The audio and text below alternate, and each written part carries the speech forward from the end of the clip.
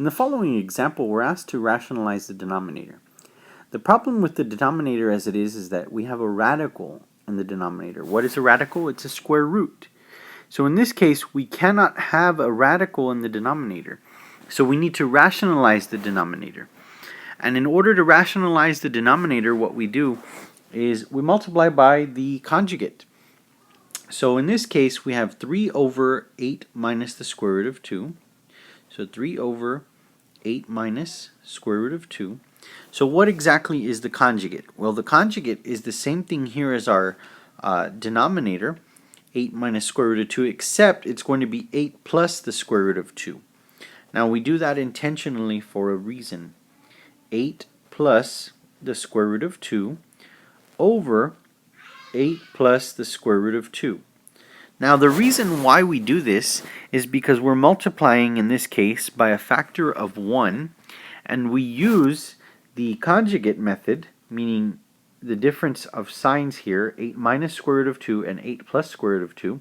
We do this because we recognize this to be a difference of two squares. Again, the difference being one that's minus or subtracting and one that's plus or addition here in this case. Now this makes this really nice and simple for us because all we really have to do is multiply the top, because the numerator, because the bottom or the denominator is simply a difference of two squares. So let's go ahead and take a look here. We have 3 times 8, which is, in this case, 24, and 3 times the square root of 2, which is 3 square root of 2, so 24 plus 3 square root of 2 in this case. And then in the denominator, we recognize the denominator to be what I call dots. Dots, D-O-T-S, a difference of two squares. In dots, when you have a plus b and a minus b, okay, a difference of two squares, again, the difference between the positive and negative, or plus and minus, or addition and subtraction, you can simply rewrite it as a squared minus b squared. And that's exactly what we have here. So what is 8 squared? Well, 8 squared is simply 64. So I can write 8 squared here, and I'm actually going to write minus, and then I'm going to put in parentheses here, the square root of 2 squared. So let's go ahead and rewrite this really quickly. I have 24 plus 3 square root of 2 over, again, 8 squared is 64. And then the square root of 2 squared, well, when I square a square root, I get rid of the square root.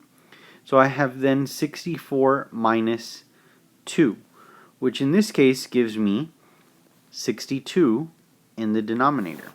So I have in the numerator 24 plus 3 square root of 2 over 62. And that is actually my answer right there. Okay, what I would recommend is check to see if you can't reduce anything, but we find here that 24, 3, and 62 are actually prime to each other. We can't really factor anything out to try to reduce anything. So this is our answer, and this is what we're talking about when we're saying rationalize the denominator. So let's go ahead and take a look at one more example. All right, and it's quite similar. So this is our answer in this case. So let's go ahead and take a look at another example. In this next example, we're asked again to perform the same operation, which is rationalize the denominator. And it's no surprise that again we're going to use the difference of two squares in this case. So we're going to do the same thing. 5 minus square root of 2 over 5 plus square root of 2. Now we end up with difference of two squares again because we're going to rationalize the denominator by multiplying by the conjugate of the denominator. In this case, the conjugate of the denominator is going to be 5 minus the square root of 2. Okay, so 5 minus the square root of 2. All right. Now, the denominator works out really easily for us, again recognizing that it's just dots, the difference of two squares. The numerator, I wouldn't say it's tricky, but we do have to do a little more involved process. So let's go ahead and take a look at it. What we're going to do with the numerator is we're going to do the FOIL method. So in the FOIL method, we multiply the first set of terms. So here are the first set of terms. And I get 5 times 5. So in this case, I'm going to write 5 times 5 being 25. Okay, so there's my 25. Then we do the outside set of terms here. So 5 times a minus square root of 2. Alright, so this in this case gives me minus 5 square root of 2. Now I'm going to take a look at the inside terms. Right here, minus 2 times the square root of 5. So that gives me then minus 5 square root of 2. And then I multiply the last set of terms, which in this case is negative square root of 2 times the negative square root of 2, which actually gives you a positive in this case, a positive or plus. Now when you square a square root of 2 like that, you get rid of the square root, so it just leaves you with a 2. Now again, the denominator is what I call dots. And since this is dots, we square the first term, in this case 5 squared, we subtract, and then we square the second term, which in this case is the square root of 2. So there I've got it. So now it's a matter of combining some like terms, and let's take a look real quick at what our like terms are in this case. Well, that's this right here.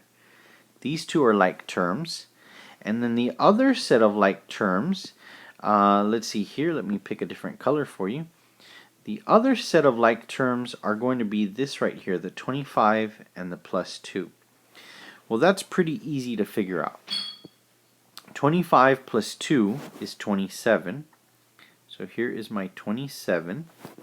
And minus 5 square root of 2 minus 5 square root of 2, well, consider the square root of 2's to be like x's, our variables. So minus 5 gives me negative 10. So minus 10, in this case, square root of 2. And we do nothing with the square root of 2 other than rewrite it. Now in the denominator, I will have 5 squared, which in this case is 25, minus, now remember once again that when you square a square root, as we are doing in this case, we get rid of this square root right here. So it really just leaves us with whatever is inside the radical. In this case, what we call the radicand. Alright, so what is inside there? Well, it's just a 2. So that's pretty straightforward. Now all we have to do is subtract the denominator and we have our answer because the numerator is set. So here it is, 27 minus 10 square root of 2 over 25 minus 2. Simple, that's just 23. So here's another example where we've got to rationalize the denominator. So this is what we're talking about when we say rationalize the denominator. Again, recall the steps. We multiplied by the conjugate, and the conjugate leads us to what I call dots, which is a difference of 2 squares.